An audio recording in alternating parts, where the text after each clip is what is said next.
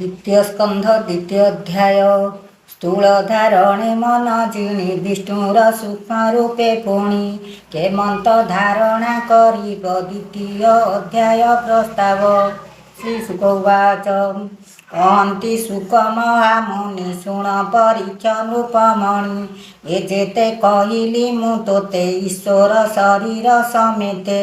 ए स्थूल देहे मन धरी सुबुद्धि बड़े यत्न करी से हरि अंतर बाहारे आनके अछि ए संसारे से सर्वबुद्धि अनुभूति स्वप्न जाग्रत मध्य स्थिति सत्य आनंद जल निधि भक्त जनक सर्वसिद्धि ଯାହାର ତହୁଁ ଏ ଜଗତ ଆତ୍ମାର ସଙ୍ଗେ ଉଦୟସ୍ଥ ଏହି ପ୍ରକାରେ ପୂର୍ବ କାଳେ ସେ ଆତ୍ମଜୋନିଏ ଶୟଳେ ଆତ୍ମସ୍ମରଣେ ବୁଦ୍ଧି ବଳେ ସର୍ଜିଲା ଏ ବିଶ୍ୱମଣ୍ଡଳେ ପୂର୍ବେ ଯେ ମନ୍ତେ ଥିଲା ବିଧି ତେନେ ଧାରଣା ବଳେ ସାଧି ଆତ୍ମାକୁ ପାଳି ପୁଣ ହରେ ବଣିଜ ଯେନେ ବଣିଜାରେ शबद ब्रह्मर ए पथ जे मार्गे जीव आत जात पड़ी भ्रमई अध ऊर्धे किछि न लभे लाभ पदे बासना मायामय जाने न बुझी निरते भ्रमणे ताहांक मध्य जे सुबुद्धि जाने बेपार सदबुद्धि विचार करे मायाग्रस्ते मुहि भ्रमई किस अर्थे श्रमल भैया तो जाते लाभ न मिले मोर हस्ते एणु ये पथ श्रम तेजी जे प्राणी आत्मा लाभ खोजी प्रयास दूरे परिहरे आत्मारे आत्मा बोध करे अल्प भोगे देह पोषे बर्तई अबा उपवासे ठाऊ ये वसुंधरी अंक सुपन्न पलंके की सुख समर्थ भुज थाऊ बामे कि प्रयोजन उपाधाने अंजलि अच्छी जेबे हस्ते कि प्रयोजन अन्न पात्रे दिगबकल जार बास बसने तार कि बास चिराणी वस्त्र पथे देखी तार ग्रहणे हंती सुखी फल पुरीछि वृक्षे बने कि प्रयोजन भिक्षा अने ठाऊ निर्झर नदी जड़े कि प्रयोजन कमंडले पर्वत गुहा तृणे बेढ़ी के ठाऊ गुह किंपा लोड़ी एमंत भावे कृष्ण पाभे जे प्राणी भजंती आनंदे ताहांक रक्षण उपाय करंती प्रभु देवराय से किंपा धन गर्भा लोके क्षणे भजिबे आत्म सुखे यही प्रकारे आत्मचिते सिद्धि लभंती अनुभूते से प्राणी हुए कृतकृत्य ताहाकु प्रसन्न अनंत एणु नियत कात्मा जोगे भजिब कृष्ण पाद जुगे मु तोते कहिली विश्वासे एणे संसार हेतु नासे ए भाव अनादर करी संसार चिंता चिते धरी पशुंक प्राय तांक गति ए माया संसारे भ्रमंती देख संसारे प्राणी जेते जंकित कर्मर आयते बैतरणी नामे नदी जातना मध्य से प्रसिद्धि तही पड़ती देखु देखु तांक जीवन के बारखु संसार चिंता चिते भरी काहू तरीबे भव बारी अर्जिरा कर्म फल लभी अशेष देहे ताहा सेबी एबे हो शुण नृपमणि जेणे संसार तरे प्राणी के अबा ए नर शरीरे धारणा जोगे निर्विकारे स्वदेहे हृदय प्रकाशे से हरि घोर तम नाशे प्रादेश मात्र देह धरी विजय प्रभु नर हरि सूक्ष्म स्वरूप रूप तार शुण सुमने कुरु वीर श्याम सुंदर भुजे चारि शंख कमल गदा हरि धारणा जोगे एहा चिंती निश्चल नयने देखंती प्रसन्न श्रीमुख मंडल लोचन अमल कमल कदम्ब किंजल सुरंगे पीत बसन सोहे अंगे सुवर्ण किरीट कुंडल सुंदर अलका कपोल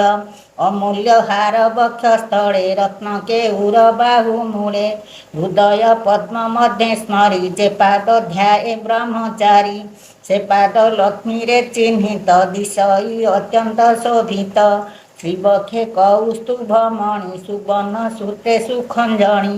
ଆଜାନୁ ଲମ୍ବେ ବନ ମାଳେ ସ୍କନ୍ଧୁବେ ସ୍ଥିତ ବକ୍ଷସ୍ଥଳେ ରତ୍ନମେଖଳା କଟି ମାଝେ ଅଙ୍ଗୁଷ୍ଠେ ମୁଦ୍ରିକା ବିରାଜେ ଅଙ୍ଗଦ ନୂପୁର କଙ୍କଣ ବିବିଧ ଅଙ୍ଗ ଆଭରଣ ଅମଳ ପୁଷ୍ପ ଶିରେ ଶୋହେ ନୀଳ କୁନ୍ତଳ ଜନ ମୋହେ ସୁନ୍ଦର ହୁସିତା ବଦନ ଅଞ୍ଜନ ବିରାଜେ ନୟନ ଭୃଭଙ୍ଗ ଅନୁଗୃହ ଗ୍ରହ ମୁଖ ଭ୍ରୁକୁଟି କୁଟିଳ ସୁରେଖ ଅନେକ ଅନୁଗ୍ରହ ଜହିଁ ସଞ୍ଚିତ ହୋଇଅଛି ରହି ଏମନ୍ତ ଈଶ୍ୱରର ଦେହ ଚିତେ ଚିନ୍ତିବ ଚିନ୍ତାମୟ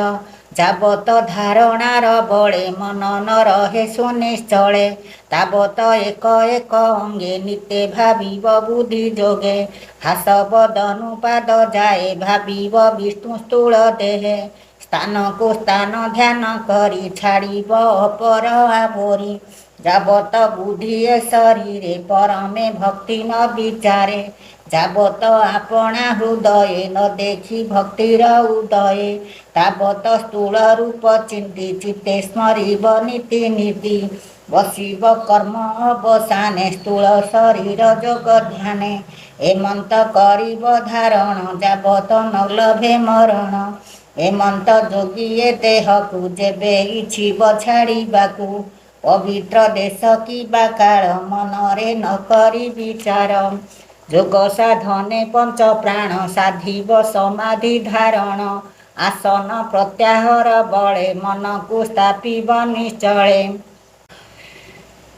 ମନ ସମେତେ ଇନ୍ଦ୍ରିଗଣ ନିର୍ମଳ ବୁଦ୍ଧିରେ ସଂଯମ ସେ ବୁଦ୍ଧି କ୍ଷେତ୍ରଜ୍ଞ ପ୍ରମାଣୀ ଆତ୍ମାରେ କ୍ଷେତ୍ରଜ୍ଞକୁ ଜାଣି ଆତ୍ମାରେ ଆତ୍ମାକୁ ନିରୋଧୀ ଏମନ୍ତେ ଯେ ଜନ ସୁବୁଦ୍ଧି ଆତ୍ମାର ଲାଭ ଲଭେ ହେଳେ କର୍ମ ଛାଡ଼ିବ ତେତେବେଳେ ଏଭାବେ ଜୀବର ନିସ୍ତାର କାଳର ନାହିଁ ଅଧିକାର ଦେବେ ନ ପାରେ ତାରେ ହିଁ ସ୍ଥିତି ଗୁଣେ ନ ପାରନ୍ତି ପଶି ଇନ୍ଦ୍ରିୟ ଗଣେ ଅଗୋଚର ଜହିଁ ମହତ ତତ୍ତ୍ୱ ଦୂର ଦେବେ ନ ପାନ୍ତି ଯାହା ଚିନ୍ତି ନ ଜାଣୁ ବୋଲନ୍ତି ଦୁରାତ୍ମା ଭାବ ପରିହରି ସୁହୃଦ ଭାବ ଚିତେ ଧରି ଯେ ଅଟେ ବୈଷ୍ଣବର ଧାମ ପରମ ପଦ ଯାର ନାମ ସେ ପଦ ହୃଦୟରେ ଧରନ୍ତି ସର୍ବତ୍ର ଶ୍ରେଷ୍ଠ ମନେ ଚିନ୍ତି ଏ ରୂପେ ସାଧି ମୁନି ଜନ ପରମ ପଦେ କରେ ସ୍ଥାନ ବିଷୟ ବାସନାକୁ ହେଳେ ବିନାଶୀ ଶାସ୍ତ୍ରର ବିଚାରେ ଯେବେ ତା ଦେହ ତ୍ୟାଗେ ମନ ତେବେ ସାଧିବ ଦୃଢ଼ାସନ ବାମ ଚରଣ ପଛ ଭର ତେଣେ ନିରୋଧୀ ମୂଳାଧାର ମୂଳ ପବନ ଉର୍ଦ୍ଧେ ତୋଳି ନାଭି ପବନ ସଙ୍ଗେ ମିଳି ବେନି ପବନ ପୁଣି ବଳେ ସ୍ଥାପିବ ହୃଦୟ କମଳେ ତହୁଁ ତୋଳିବ ତିନି ପ୍ରାଣ କଣ୍ଠେ ସେ ବସଇ ଉଦାନ କଣ୍ଠେ ଯେ ବସଇ ଉଦାନ ଜ୍ଞାନ ପବନ ତାର ତୁଲେ ଧରି ସ୍ଥାପିବ ତାକୁ ମୂଳେ ତହୁଁ କୁମ୍ଭକ ସାଧ୍ୟ କରି ପ୍ରାଣଙ୍କୁ ଭୂମଣ୍ଡଳେ ଭରି ନିରୋଧ କରି ସପ୍ତଦ୍ୱାର ସ୍ମରଣ କରିବ ଓଙ୍କାର ଯେବେ ଭୋଗରେ ମନ ନାହିଁ ମୁହୂର୍ତ୍ତ ଅର୍ଦ୍ଧ ତହିଁ ରହି ନିୟତ ଥାଇ ଯୋଗ ବନ୍ଧେ ତେବେ ସ୍ଥାପିବ ବ୍ରହ୍ମରନ୍ଧେ ନିଶ୍ଚଳ ଯୋଗ ଦୃଢ଼େ ସାଧି ତକ୍ଷଣେ ବ୍ରହ୍ମରନ୍ଧ୍ର ଭେଦି ପରମ ପଦେ ତାର ଗତି ଦେହ ଇନ୍ଦ୍ରିୟ ପାଶୋରନ୍ତି ବ୍ରହ୍ମାର ବ୍ରହ୍ମଲୋକେ ସ୍ଥିତି ସେ ସ୍ଥାନ ଭୋଗ ଯେ ବାଚିନ୍ତି ଗୁଣ ସମୂହେ ଅଷ୍ଟନିଧି ଯେ ବାବାଞ୍ଛଇ ସର୍ବସିଦ୍ଧି ମନ ଇନ୍ଦ୍ରିୟ ଗଣ ମେଳେ ତକ୍ଷଣେ ସେ ଲୋକରେ ମିଳେ ଯୋଗେଶ୍ୱରଙ୍କ ଏହୁ ଗତି ପରମ ପୁରୁଷେ ବୋଲନ୍ତି ଏମନ୍ତ ତିନି ଲୋକ ଜିଣି ଶୁଣ କହିବା ପରିମାଣି ଯେ କର୍ମ ସାଧେ କର୍ମ କାଣ୍ଡେ ସେ କାହିଁ ଜୀବ ଉର୍ଦ୍ଧ ଦାଣ୍ଡେ ଯେ ବାଲ ଭିବ ଭକ୍ତି ଭାବେ ସମାଧି ବିଦ୍ୟା ତପ ଯୋଗେ ଯେ ବ୍ରହ୍ମ ଲୋକ ମନେ କରେ ପ୍ରଥମେ ଅଗ୍ନି ଆଶ୍ରେ କରେ ସୁଷୁମ୍ନା ରନ୍ଧ୍ରେ ବ୍ରହ୍ମ ପଥେ ଜ୍ୟୋତି ପ୍ରକାଶେ ଊର୍ଦ୍ଧ୍ୱ ଗତେ ବିଦ୍ୟୁତ କଳ୍ମଷ ଶରୀର ସେ ଚକ୍ରେ ସ୍ଥିତ ଶିଶୁମାର ସେ ଶିଶୁମାର ଚକ୍ର ସାର ସେ ଚକ୍ର ତଳେ ଧ୍ରୁବପୁର ବିଶ୍ୱର ନାଭି ସେ ବୋଲାଇ ଆତ୍ମା ସ୍ୱରୂପେ ତହୁଁ ଯାଇ प्रवेश परम स्वरूपे ब्रह्म निर्वाण महलोके कल्प आयुष देव गणे जहीं रमंती अनुक्षणे से पुणी कल्प क्षय काले अनंत निश्वास नळे दहन देखी अंतरिक्षे अनंत शयने प्रत्यक्षे सिद्धेश्वरଙ୍କ स्थाने पशे वेदजा ब्रह्मलोके घसे बेनी पराट जहीं गणी से ब्रह्मलोक परिमाणी संसार कर्ता जे बोलांती से ब्रह्मा ब्रह्मलोके स्थिति से पूरे नाही दुख शोक जरा मरण उदबेक चित अनर्थ हेतु काहीं जन्म मरण भय नाही केते हैं काले से भुवने थाई चिंतई अवधाने पृथ्वी रूपे लिंग देहे से पुणी बिहरे निर्भये पृथ्वी रूपे जले जाई जे इष्ट भोगता भुंजई अनल मध्य ताऊ स्थिति ज्योति स्वरूप प्राण छिंती पवने करई संचार धरई पवन शरीर से वायु काले नरे पुरे से जीवलिंग रूप हरे गंधकल्पई घ्राण मात्रे रसकु रसना समेते दृष्टि रे रूप को संहरे टोक को स्पर्शरे संहरे आकाश गुण कने भरी ये रूपे प्राण सुखे धरी बुद्धि इंद्रिय भाव एणे पंच तन्मात्रे परिमाणे ए अहंकारे तीन गुण बुद्धि इंद्रियर जे ज्ञान पंच विकार पंच देवा मन समेते करी सेवा ए पंच देवता समेते सूक्ष्म स्वरूपे महतत्ते से तत्व गुणर संस्थान प्रधान देहे होए लीन से नित्य शांति सनातने आत्मा निरोधे आत्मज्ञाने प्रवेश करे विद्यमाने विज्ञान आनंद चेतने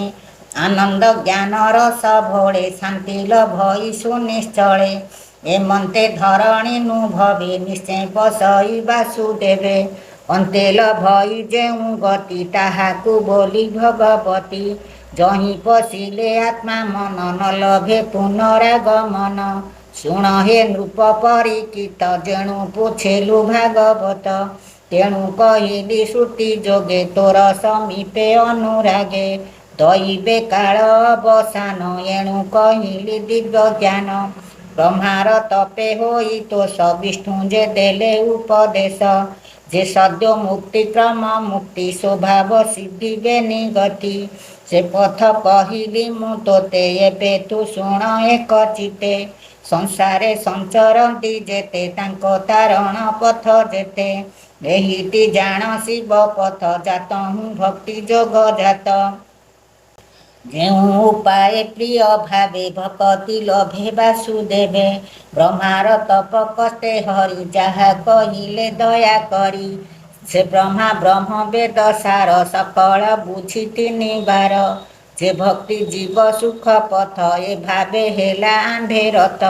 से हरि सर्वभूत मध्य नित्य विहरे आत्मा पदे बुद्धि लक्षणे अनुमाने निश्चल जोगी जोग ध्याने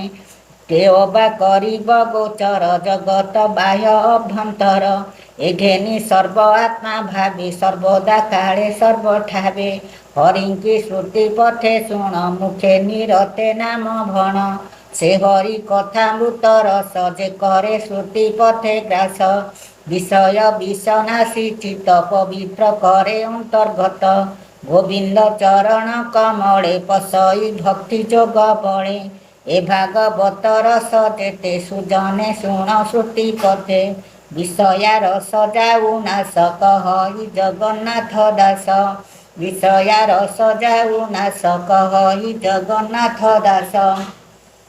इति श्रीमद्भागवते महापुराणे पारमश्यां संहितायां द्वितीय स्कन्धे महापुरुष संस्थानुवर्णनं नाम द्वितीयोऽध्याय। ओम नमो भगवते वासुदेवाय।